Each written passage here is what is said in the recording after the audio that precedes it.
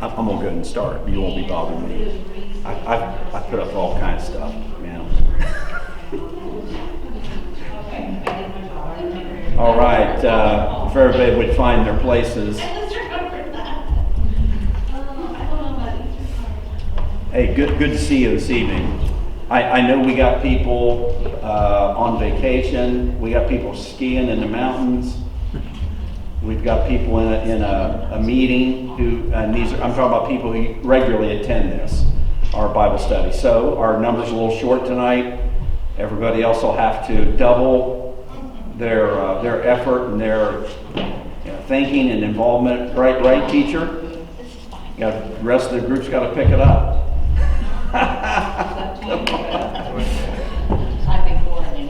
Teachers love the back row too, don't they? I mean, I agree with that. So, all right, tonight our focus is at least chapter 9, and I'll refer to some sections out of that.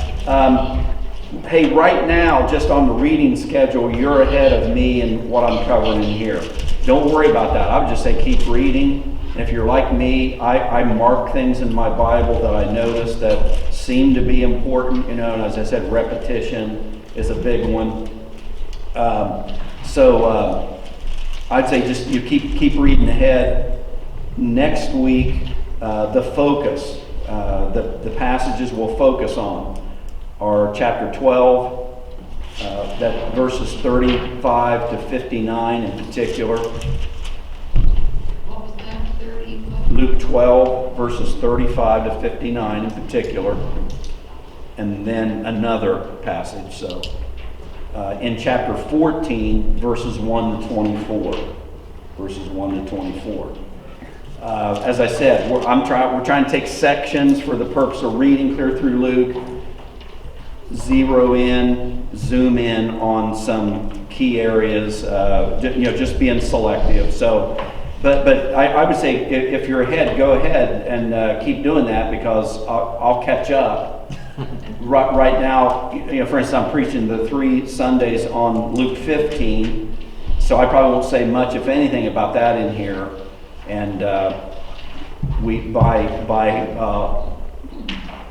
Holy Week, we will get up to the chapters where Jesus gets to Jerusalem.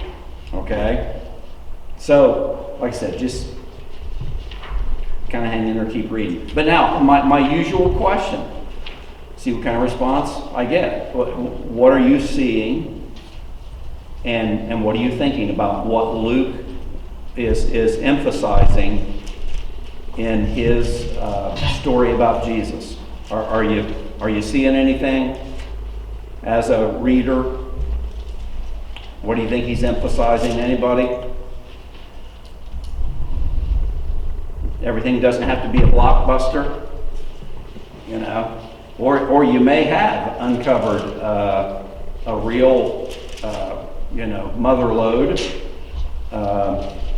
But anything that just stood out to you? Just a little warm up here. There was a lot of emphasis on responding. Taking up your cross. Answered your calling, and he presented it first to the disciples. He sent them out and empowered them, and then I think it translates to us too. Yeah, I think that's good. And there is a lot about calling, and it's not. Sometimes we leave that very broad and meaningless. We'll talk about what specifically the call means. Not necessarily to every single individual, but something very specific it does mean. Did you notice in connection with that, now Luke has disciples and also the 12.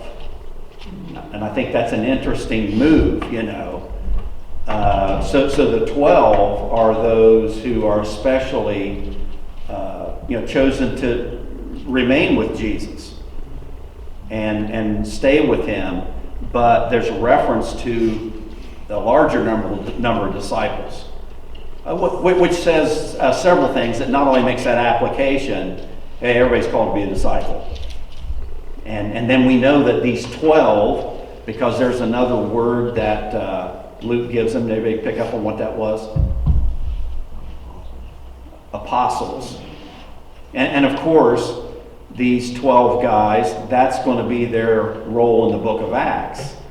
You know, we always refer to them in the book of Acts, the apostles. Okay, so Luke actually starts referring to them back here, rather early. Yeah, he wrote the Acts too, so. Yeah. So, but disciples, all are called to be a disciple. Apostles, perhaps a specific calling for them. I do. I think that's interesting. That's a good. That's a good observation. Anything else you're seeing? Here's just kind of a neat thing. We could turn this into a devotional idea, I think, if we wanted. I'll just share it. I noticed in chapter 8, because I know we're on chapter 9, but just some context getting in there, I noticed 3 times that there were reference to somebody at Jesus' feet. You know, they fell at Jesus' feet. And I thought that was interesting. The first one was the demon-possessed person. And so that even the demon knows the lordship of Jesus. The demon is, and the guy is bowing before Jesus or bowing at his feet. So the demon knows his demise, or knows the lordship of Jesus. Then, and I love that story, and I think it's the same story. It's in Mark 5. The guy that lived up in the tombs, lived up in the cemetery.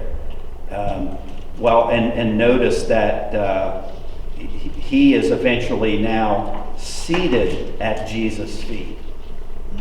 He's seated at Jesus' feet, and there's an image there. What does that mean, to sit at Jesus' feet?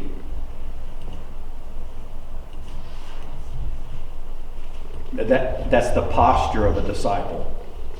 See, a learner. You get that from Mary also. Remember when Martha is a little frustrated, I'm doing all the work. She's hanging out with you, Jesus, because the story has said she was sitting at Jesus' feet. Well, she's not just being lazy. It's not she doesn't care about the work. She's in the position of a disciple. She wants to get everything Jesus is giving out. And that's interesting. This happens to the guy who was demon possessed. Now he is a true disciple, and it says he was whole. He was, he was seated now. He must have been constantly agitated and frightening people. Now he's seated. He's clothed. He's in his right mind. The Gospels say so. Definitely transformation. Then the other one I noticed, there's Jairus.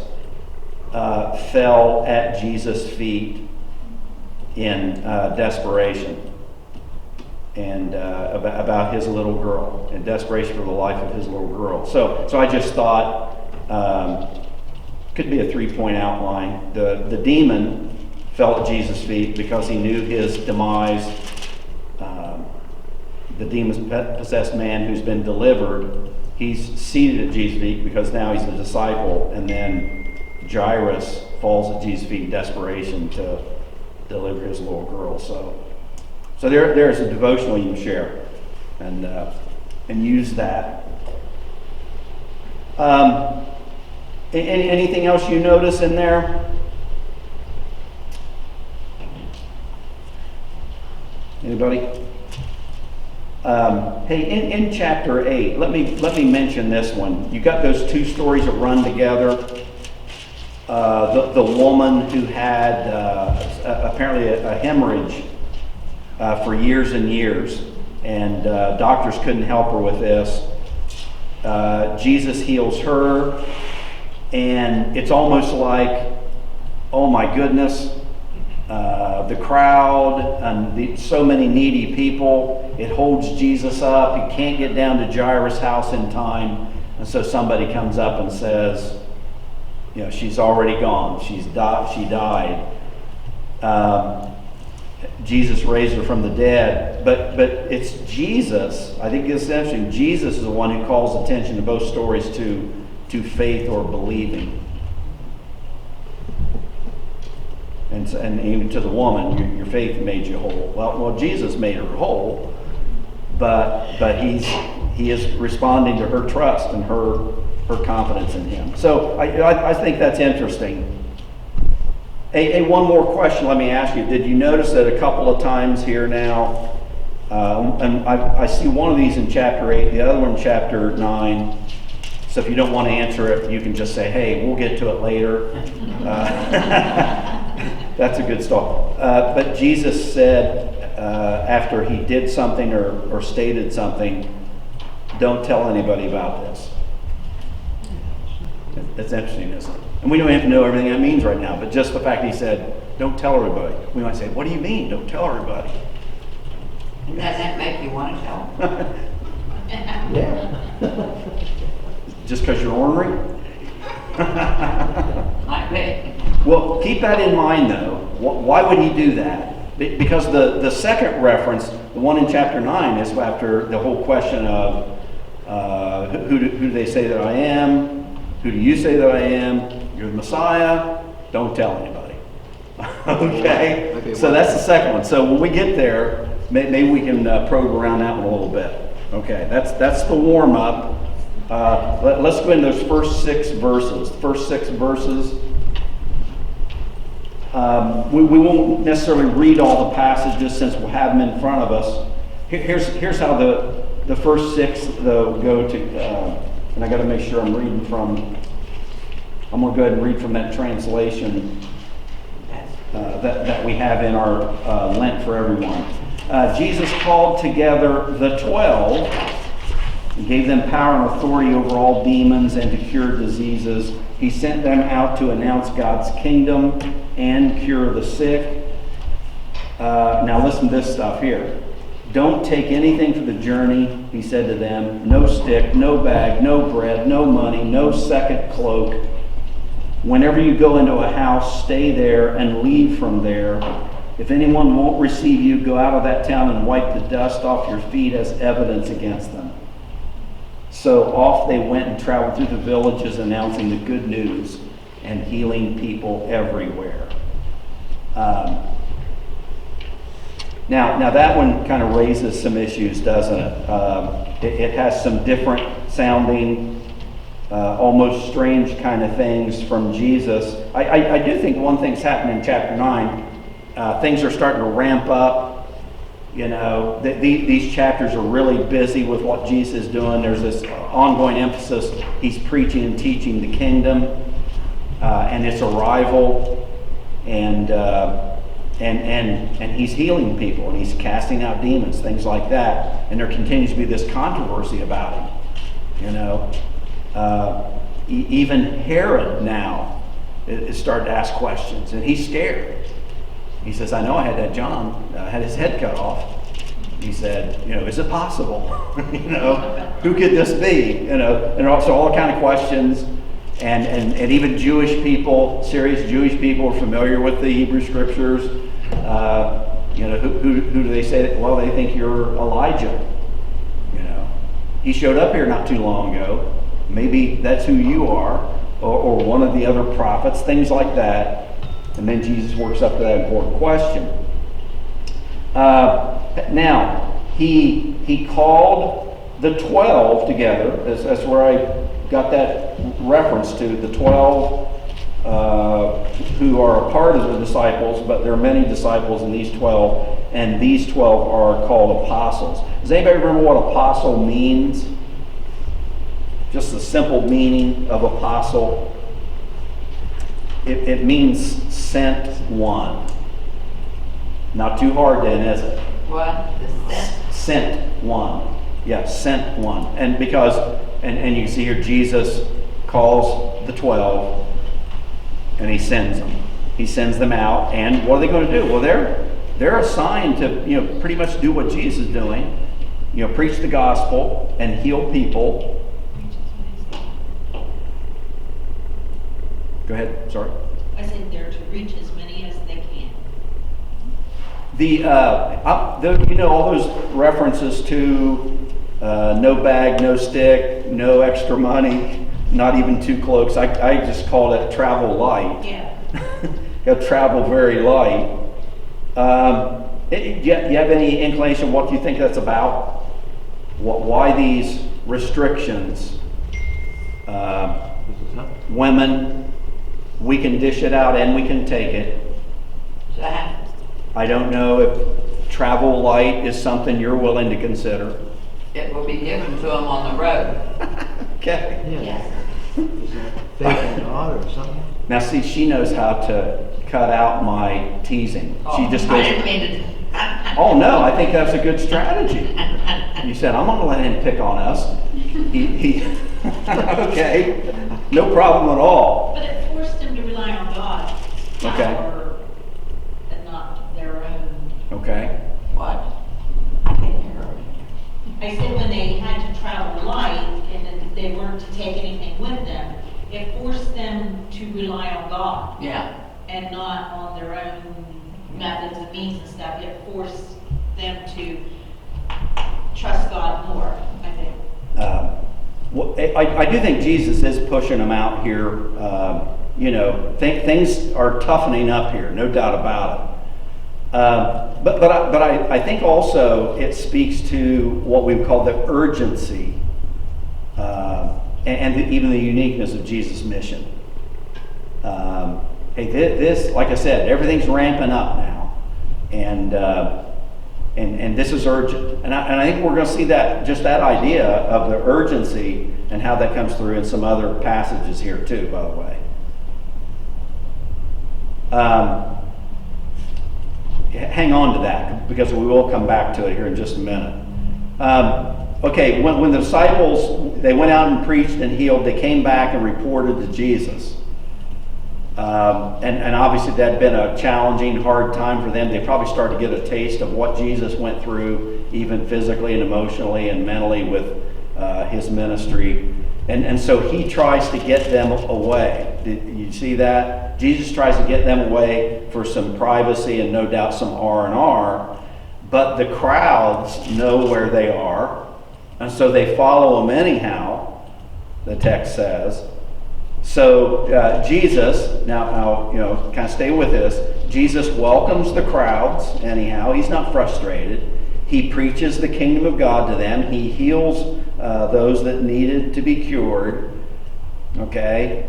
And late in the day then, the apostles finally say, hey, Jesus, it's getting late.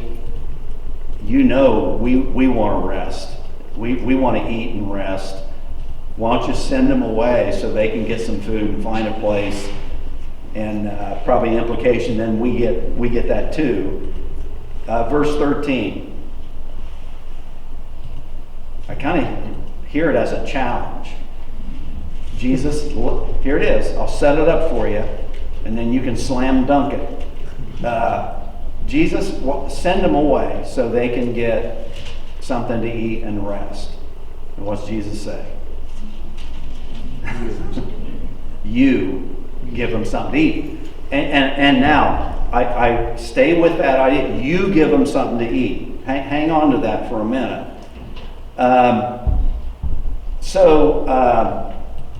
The report back from the apostles are, we got nothing unless you think you're going to do something with 5 loaves of bread and 2 fish.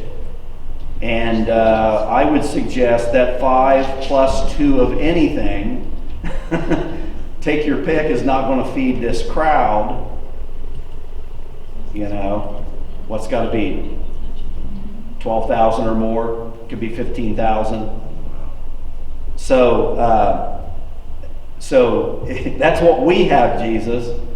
Okay, now look at verse 16, and you can check the translation in the little booklet, but I'm going to go right to my NASB because I said it's a more literal word-for-word translation. That's not an insult to the others, but it's just a fact. And listen to this. And he took the 5 loaves and the 2 fish, So Jesus saying we can do something with those meager resources. So he took the 5 loaves, looking up to heaven, he blessed them, broke them, and kept giving to the disciples to set before the multitude. Now, and here's what I'm thinking is, okay, he took it, he blessed it, he broke it. Now notice how the verb changes. He kept giving. You know, he blessed it and he went on and he broke it and he moved on. Now he keeps on giving it. And the giving doesn't stop until when? Everybody's fed. And maybe an important word there, everybody's satisfied. You know, nobody was saying, man, I'm so starving. You know, I'm going to follow it up with pizza or something. You know, even have leftovers.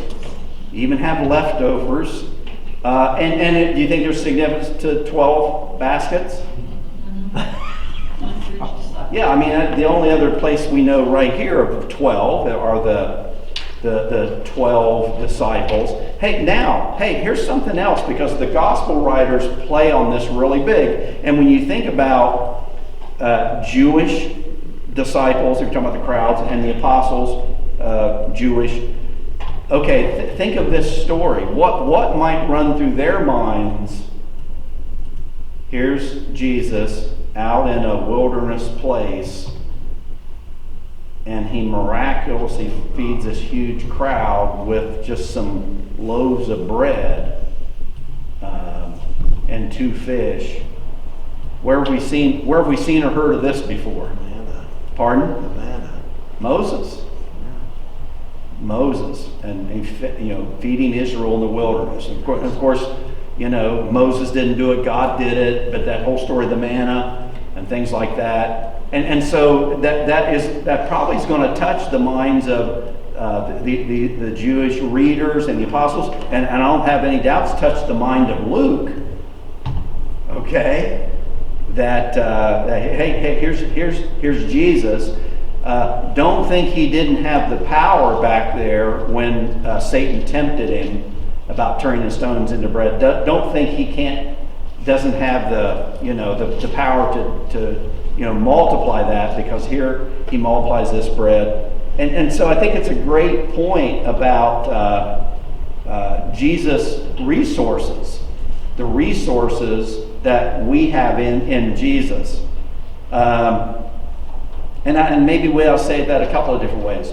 All that we have, all the resources are in and are from him, and there's more than enough. In Jesus, there's more than enough, so there's abundance, there's sufficiency. But then when it comes to ministry, these guys just got back on a ministry tour. And don't you think this is a hot lesson for them? It is from Jesus and through Jesus. When he involves us, it's so we can extend his saving, life-giving resources to other people. It's not just what I can do, what you can do. It's what he gives to us and then through us. And I kind of think when we read the whole passage and Jesus says, you give them something to eat. Ultimately it means I'm going to give it to you, and through you, it'll reach them. That says a lot about ministry right there.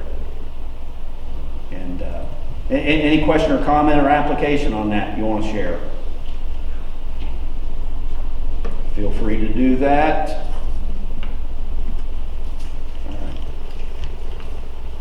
Okay, let's look at the next section here. And I tried to preach on this first Sunday of Lent.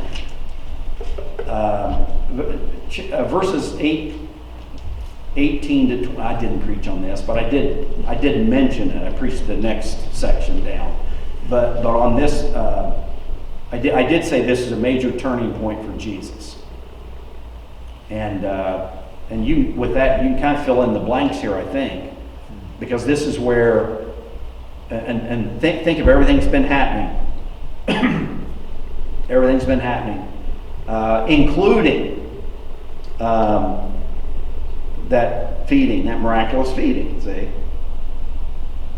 You know, Moses said,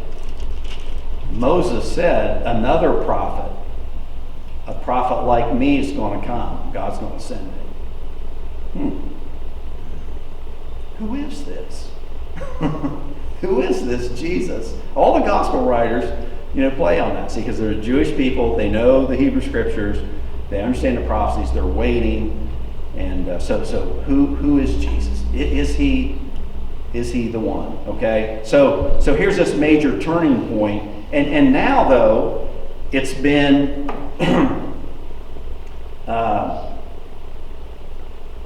common Jewish people. It's been Pharisees, even people like Herod, even the disciples, the 12, who've been saying, "Who is this?" And I'm sure there's a different tone, different meaning in some of the ways they say that. Who is this? Now Jesus is the one that pushes the question. Did you see that? He's pushing that question. Hey, what's everybody saying? Who do they say that I am? Okay. And Peter gives a very straightforward answer. You've heard this 100 times. We know who you are. We've been paying attention. You're the Christ. You're the Messiah. You're the Messiah of God. Okay, so the God-sent Messiah. That's who you are. We know that. Okay, what's Jesus' first response? There's the one I said was coming. Don't tell anybody. Okay, Lois, we got to work on this. Right? Yeah. He's the Messiah. Shouldn't we be announcing this? Okay. Any thoughts there? Hey, here's a hint. A clue might be. He switches the label, if I can use that, to the Son of Man. Messiah, don't tell anybody, but let me tell you what's going to happen to the Son of Man. Okay, any thoughts on that?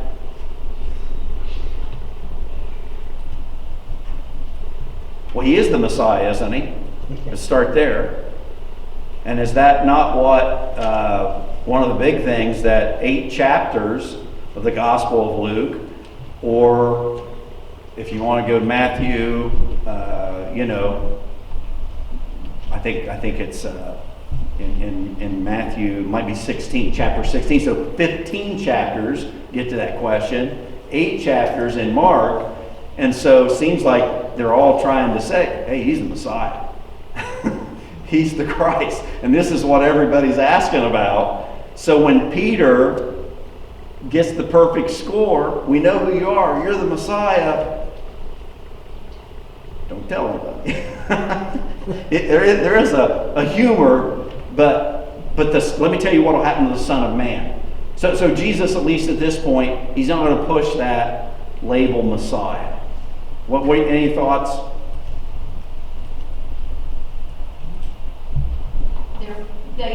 They understood that he was the Son of God, but their concept of what that meant wasn't there yet. Okay.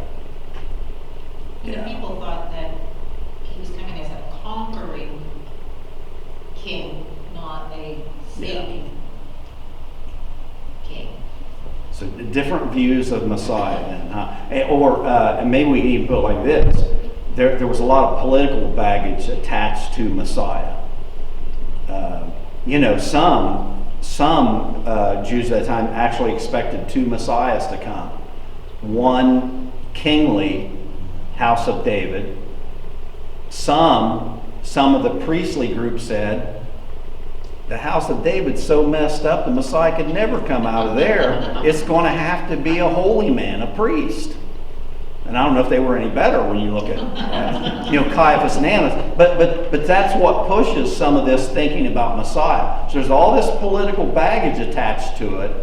And so I think that seems to be why Jesus must say, the Son of Man, and refer to himself in that way. In the third person too, the Son of Man. And so now Son of Man, this is man. There's so many things that point to this. That the Son of Man is a term that comes out of Daniel, particularly chapter 7. If you go back and read that, and you get up around verse 13 or something like that. And this is interesting. We're talking Daniel, okay? Written maybe 500 or after 500 BC. And when you think about what's going on with Jewish people then, they are overrun during that time, and some are in captivity and things like that. And so what's happening, and what's the future hold for God's people? And Daniel's vision, of course, he's one of them in captivity, isn't he? And Daniel's vision is of a Son of Man who comes riding on the clouds, which is imagery for something pointing to who he is. This is somebody of royal greatness and that. So here's the Son of Man comes riding on clouds, and he appears before one called the Ancient of Days. Okay, and the Ancient of Days confers onto him a kingdom without boundaries and without end. Okay, well that's interesting. So who's this Ancient of Days? And the Son of Man appears before him. He confers on him. It sounds like I'm reading 1 Corinthians 15, and Paul talking about the risen Messiah, the risen Christ, who now has received the kingdom from the Father and now gives it back to him. And so similar kind of imagery there. Okay, so keep in mind, a lot of times people will read that Son of Man term and they'll say, well, he's just referring to his humanity. Not if you go back and read Daniel 7. Because the Son of Man is a description of his greatness too, okay?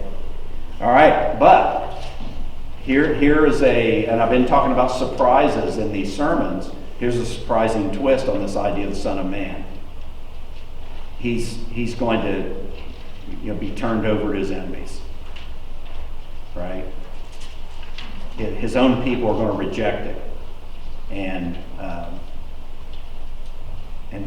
turn him over to Gentile pagans who will beat him and kill him. 3 days later, he'll rise again. So, so I would just say, imagine the shock of the disciples when they hear that.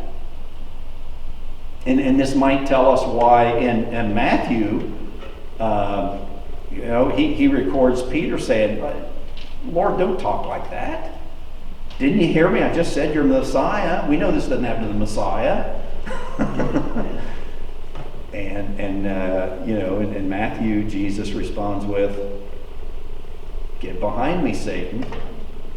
And that's shocking too, because we read of Jesus' temptation, and Peter, you're talking more like the tempter than you are like a true follower of Jesus. And so it's interesting stuff. Now Luke doesn't get into that, but he does give that very clear, specific prediction of his crucifixion and his resurrection. So that's what I mean when I'm saying this is a major turning point in the Gospel of Luke, and we're at the 9th chapter, and here's this turning point where there's a very clear, specific reference to cross and resurrection. And from now on, I would say, the gospel story that's where we're going. Okay? Hey, here's something else I threw in, and feel free to answer this if you want. I like it anyhow, but you can respond. Okay, there have been shadows of the cross in the gospel story pretty much since the beginning. Okay, shadows of the cross, the attempts to kill, the baby Jesus. And boy, doesn't that just break up your story about the sweetness and the holiness and the wonderful starry night and angels singing the birth of the baby Messiah. But that's what I'm saying. The cross looms out there even from the beginning. But we've also had glimpses of the resurrection. Like, little girl, get up. And that's what he said to her. Little girl, get up. You know. They had laughed at Jesus because they knew she was dead, and they didn't know his power though.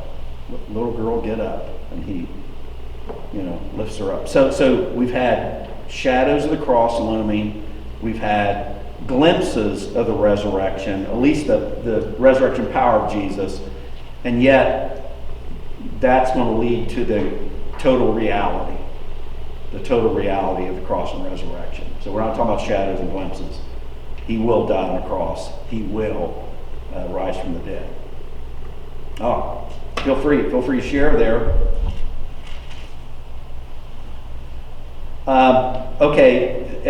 In this passage, take a look at verses 23 to 27, if you would. I know I'm past 22, but I have to at least ask this question. If there's a turning point for Jesus, do you see that there's also a serious turning point for disciples too? And I really think that's what verses 23 to 27 is about. Kind of like this. I'm going to Jerusalem. I'm going to die on a cross if anyone wishes to come after me. Okay? So it's a real turning point for disciples also. Hey, check this out too. Verse 20, he was saying to all of them. That's not just for the 12 there, okay?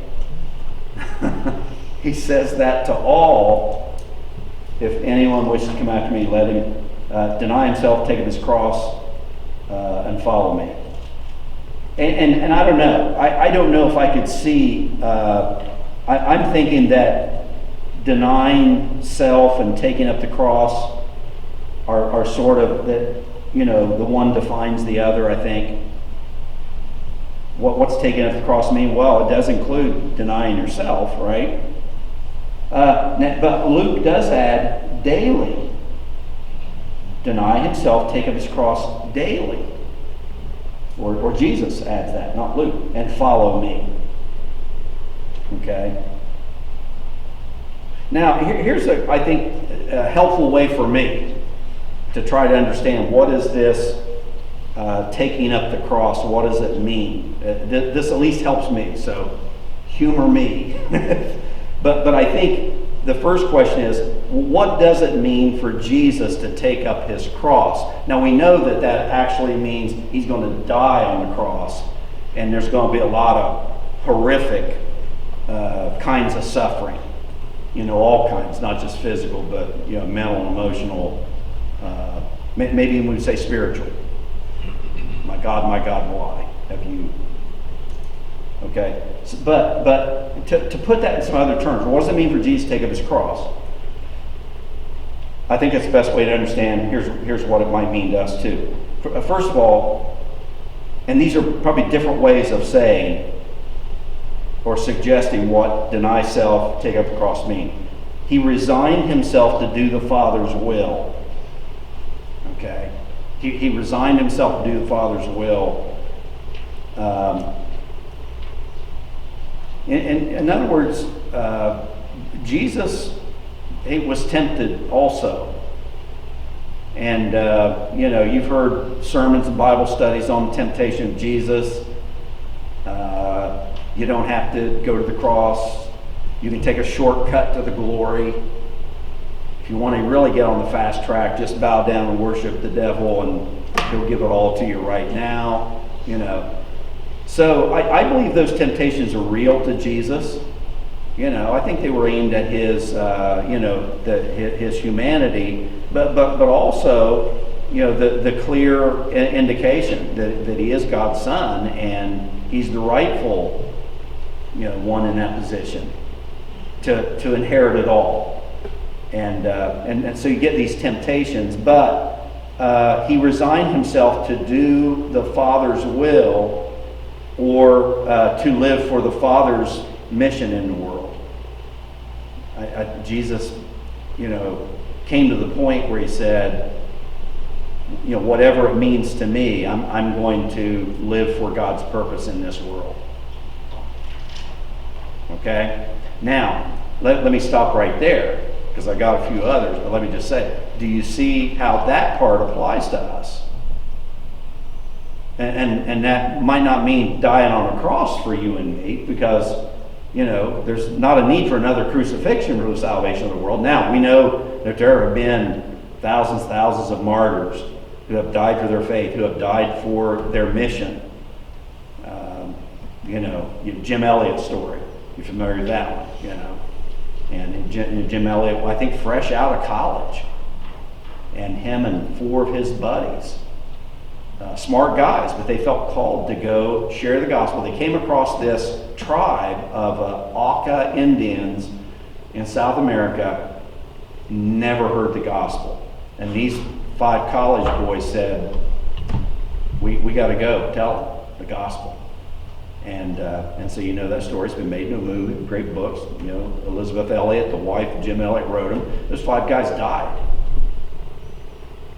After making progress with the Auca Indians, they made progress with them, and there was friendships developing. Something happened, and their paranoia over these young men coming, I think, scared them, and in their fear, they turned on them and killed them all. And the guys couldn't get away, and they died on the riverbank in South America. So now, what's amazing about that story? You talk about resurrection stories. The families of those 5 guys. This is amazing. It's incredible. Is the gospel true? Yes, it is. Is there any current evidence of it? Yes. The families of those 5 guys, a lot of them went down there and made sure that the Auca Indians heard the gospel. One of the leaders, one of the guys involved in the actual killings, is a Christian. Bears witness to Christ in his life, and is now an outspoken Christian among that tribe.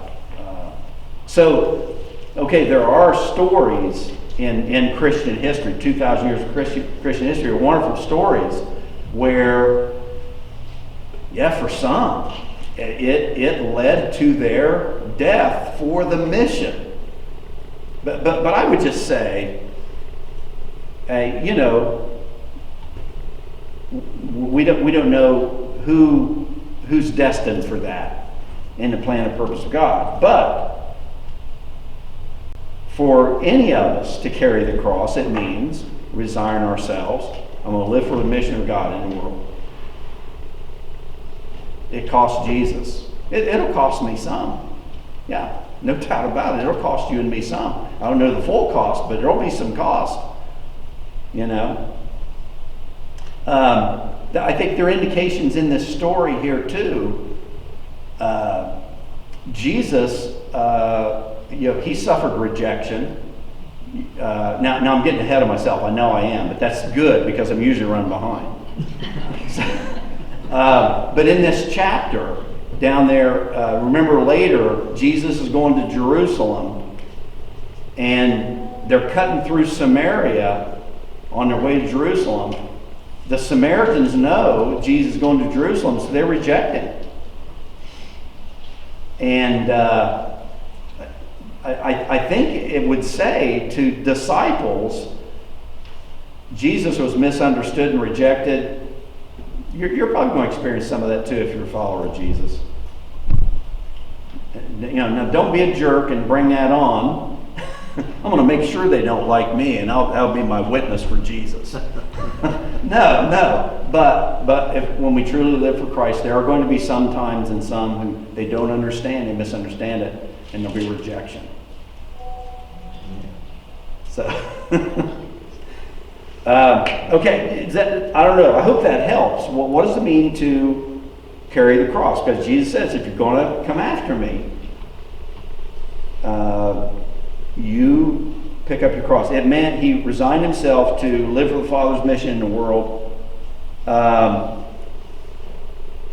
like I said, these are different ways of saying the same thing. He sought God's will for him when there was temptation, that he lived for himself. I think that's true. That's another way of stating, just restating, number one. But here's one that is a constant work of the church. It really is. Jesus not only sought the Father's kingdom, but he insisted on seeking the Father's way of the kingdom. You know, I remember an old evangelist I loved. He was one of my favorite preachers. He said, God's work must be done God's way. Mm-hmm.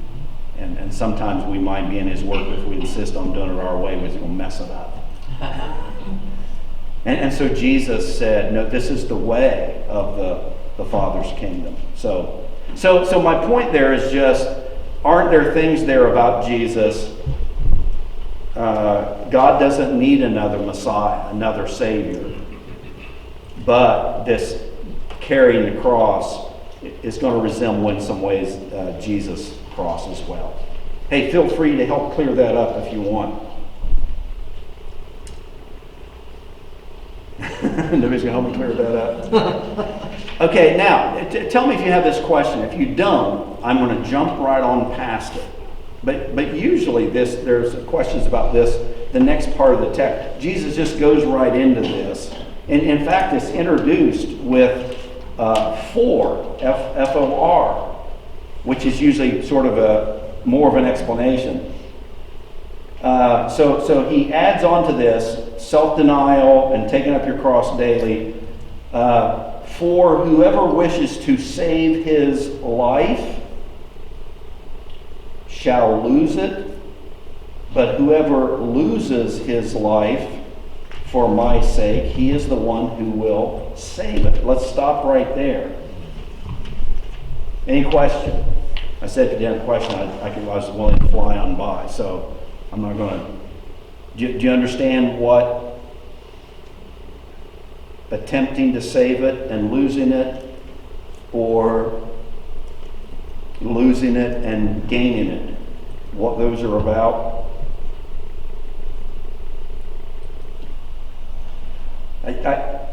Let me make a suggestion. If you attempt to save your life, what it really means, if you're trying to keep it for yourself,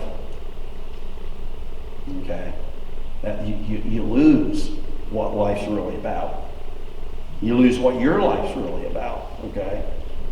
But if you, I'll change the language just a little bit, if you give it up, if you give up your life to Jesus, if you give up your life to following Jesus, you find it. Okay? And really, if we just break that down like that, there are a lot of people, they wish they could find their life. And they're looking for it. Or if you want to say they're lost, hey, that works. If you want to find yourself, find what your life's really intended to be, give that up to Christ, and this most wonderful thing happens. You find and you keep hold of your own life. Try to do that yourself, you mess it up. Give it up to Him, you receive all that your life is supposed to be. Yeah, good stuff, isn't it? Yeah, we need to help people understand that. Okay? Okay, going down through stuff. Okay, I'm down to that part that I tried to preach a few weeks ago. So you can say, hey, well, let's just quit early, or I can give you the basics. You can fill in the blanks. How about that? Chapter 9, verses 37 to 62. And I'm not going to read all of that, but I think this is really a critical part of the story. Leading into it, notice what you get. You get the transfiguration. Well, this is a heavy chapter. especially when you go back and start, especially the part that starts with, what are they saying out there? What are the pollsters saying? What's Gallup? And who's our Christian guy that does all the polling and talks about churches and stuff? Pew, Pardon? Pew. Yeah, Pew Forum. But there's a writer. He writes all the time. Written tons of stuff in recent years about the church. So Jesus saying, well, hey, what are they all saying? Who do they say that I am? Who do you say that I am? That part, and then he rolls into, well, if this is a major turning point for me, I'm going to Jerusalem, we'll go to the cross, be raised again. If you're going to follow me, this is a huge turning point for you too. You've got a cross to bear, so we know what that means. Okay, scroll down just a little bit, and you get that transfiguration story. He's up there. He just takes 3 disciples, and up on the mountain, Jesus is praying, and he's transformed. He's transfigured, and his countenance, his face, apparently is illuminated. His clothes are pure white, and the disciples know something's going on here. And there's this holy cloud. Now, being good Jewish disciples, the cloud, and eventually the voice out of heaven. This again points to important things about Jesus, and so you have that story. Then the next day, verse 37, they come down from the mountain. Jesus runs into the rest of the disciples, but the crowd is. One guy in particular in the crowd's complaining because he brought his, I think demon-possessed son, demon-possessed son to the disciples, and they could not cast out the demon. And this is kind of interesting because remember their ministry there at the beginning of the chapter. Say they're sent out in ministry, and they're preaching the kingdom and healing people. One of the things that comes out in these chapters are the successors and the failures of the disciples. And there are a lot of failures, and a lot of misunderstanding. And if there's any doubt that the power and the source is in Jesus, and then we got to stay linked to Him, it's in this chapter, because Jesus is frustrated with them. Oh, believing perverted generation, how long shall I be with you and put up with you? Bring your son here. And Jesus casts out the demon. All right. Now I want just keep moving with me there. Verse 43. They were all amazed at the greatness of God. But while everyone was marveling at all that He was doing, He said to His disciples, let these words sink into your ears. I find that to be an interesting. Let these words sink into your ears. Sounds like your grandpa or your dad or mom talking to you, doesn't it? For the Son of Man, it's not that extended prediction like we saw earlier, but for the Son of Man is going to be delivered in the hands of men. Verse 4, they don't understand this statement. Okay? What's the next thing that happens? They don't understand the statement. Verse 46, what's the next thing? Okay, there's an argument. And just, I guess, think about this. I don't know if they're going back to the whole thing about the disciples who were weak and couldn't heal the demon-possessed boy. I don't know if the ones fresh off the mountain are saying, hey, if we were here, we could have done something about it. We're better than you. We're greater than you. And we've been up there with Jesus. But this argument, in that setting, this big argument about which of them is the greatest. And it's too bad that the things had fallen on that level, right? Because the greatness of Jesus is obviously on display. The greatness of Jesus in Transfiguration, now another miracle casting out a demon. Hey, we know He's the greatest. We just want to know who's number 2. And so they're ready to argue about it. And how does Jesus handle that? It's kind of like His parables. It's a beautiful way. How does He handle them? Well, there you go. He he brings Lenny in. Oh, heaven help him. Hopefully she didn't take over the conversation. But again, here's the disciples arguing about who's the greatest, and Jesus brings a child over. So an innocent child. Children are usually pretty easy in believing too, aren't they? They're honest. And if you teach children, pray, and Jesus hears you, when you pray. Well, they believe that. And then they're just going to say, hey, Grandma, Jesus hears you. He heard what you said. Things like that. But I think it is that simplicity and that ease with which they embrace that and believe. And there's all kind of room for personalities there with kids. But I kind of think that's the thing Jesus is pointing to. And he said, so one of these that we think of, who's the least, and when you realize that, and you take that position, then you're great. Jesus' way is he turns the world and worldly thinking on its head, doesn't he? Sort of like last to be first and first to last. Yeah, and you want to find your life? Give it up to me. That's what Jesus says. You want to find, and everybody's grabbing for their life and their rights and what they can do, and there's nothing to stop me. I can do anything. He says, you really want to find your life? Give it up to me. Boy, now if you just try to hang on to it for yourself, well, you're going to lose it. You're not going to find your real life. And so he turns it, on its head. And you want to be great? Be like this child. It is a radically different teaching. Okay, verse 51. You might remember from the sermon. And I'm going to go with my more literal NASB. It came about when the days were approaching for his ascension,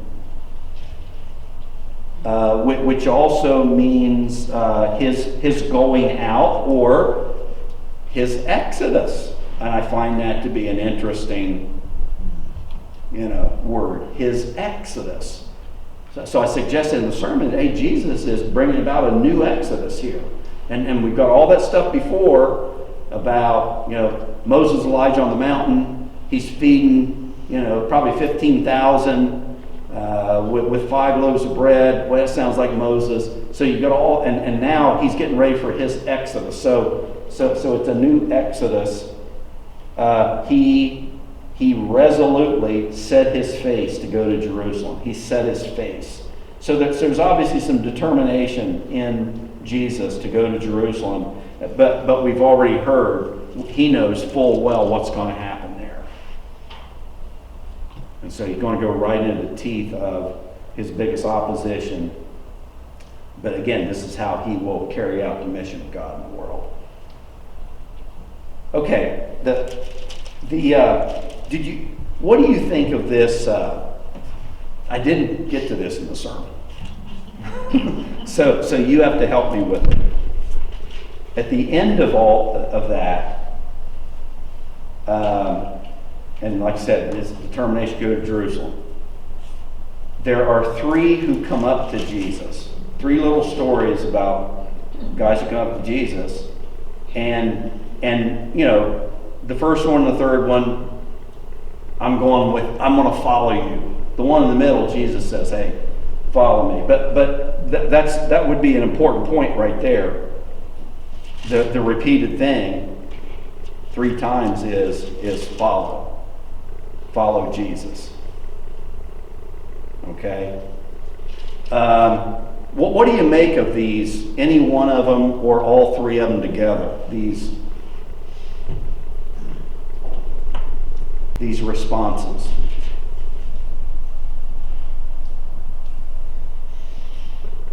They want to follow Jesus. It seems like it would be a fine idea. They entertain the idea of following Jesus, But what? They want to do it on their own time frame or their own. Okay. It's a bush doctor There's in no churches. fault. Yes, what did you say? Nothing. They want to start their own church. Yeah. Well, you see it, you get these churches going and then boom, boom, they move off and start another one down the road. Go down south if you don't believe. Yeah. I had a drunk guy ask me about that one time. Go ahead. What were you saying there, Robin? I said they want to, but they want to do it in their own time, in their own way. Yeah. It's kind of like, I'll do that, but first I need to do this. Yeah. And then I'll get back to you. They were legitimate excuses. Now, But- Becky's being honest back here. Thank you. Go ahead. I said, don't we all? I wouldn't mean to call you out, but I thought that's a good comment. Well, hey, now I said this in the sermon. I didn't. Believe me, I was trying to hurry and finish. But I said, does this kind of sound like a grumpy Jesus? And I'm saying, okay, the one guy says, well, let me go say goodbye to my family. And the other guy says, can I go bury my father? So I might, you're saying, don't we all, but we might also say, is that legitimate? But his human nature, the nature that we all are like, Mhm. that's what they're saying, and he understands it. But being where he is at this point, he's really tired and stressed out, I'd say. Yeah. And he's entitled to a little, So he a little grumpiness. Maybe he's grumpy What enough. man isn't, Now, hey, how about this? Like I said, and maybe I'll exaggerate a little bit just to make the point. Okay, chapter 9, verse 51. I'm not making it about speed, but you know what I mean. Okay, we are now with great deliberation. We're going to Jerusalem. We know what that's all about. Okay. So it is sort of a hard story, not about a grumpy Jesus, but about the urgency of what he's doing. Okay? Nothing's going to stop me from going. And if you're going to follow me, if you're going to go with me, then that means some decisive action from you too. So, See. there's a cost there, and you've got to be ready. Yeah. And it might not be at your convenience or what you want to do at the time, but if you're really following Jesus, then, yeah. Yeah, and it does not mean, hey, don't care about your family, No, that's not what but it does say the kingdom is the priority, and other things take their place under that. See that's different from saying, be like a cult member, cut yourself off from your family because you're following the cult leader. No, that's not what Jesus talked about. But he said there's a single priority. Everything else takes its place under it, and that's the kingdom. So I think that's what that radical, kind of language is about.